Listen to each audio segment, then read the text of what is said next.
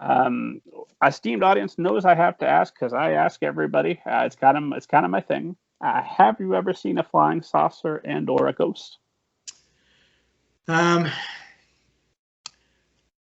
well, my first memory that I can remember is of like a shooting star kind of thing, which could have been, it was around the time period where certain artifacts from space were burning up in our atmosphere, things like that, but my active imagination as a kid, you know, imagining it being a UFO or things like that. But I haven't seen anything where it's like, what the hell is that?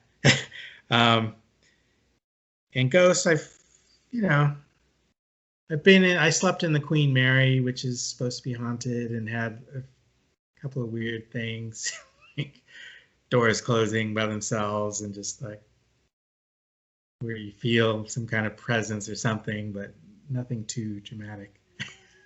Wasn't enough to make you a believer? Well, I definitely believe there's extraterrestrial life, or that there's life in the universe for sure. Whether they're UFOs as have been depicted, in films and books, it's possible. It's interesting. I believe there could be some kind of uh,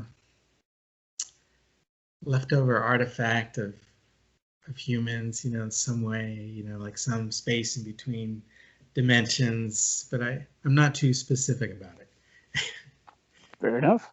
What I want is while you're out looking for alligators, I want a flying saucer to land and you have a long conversation with the occupants. And then we're going to get that sci fi epic set in space because it won't be Right. fantastical anymore. You'll have the facts. Exactly. Well, when my daughter was growing up, she was like, why don't you write a story about dragons? And my answer was like, well, as soon as I see a real dragon, I'll write about it. So I was waiting for that. When you hear that, aliens, this is your chance. You could be the star of a G. Neri novel. Sure, absolutely.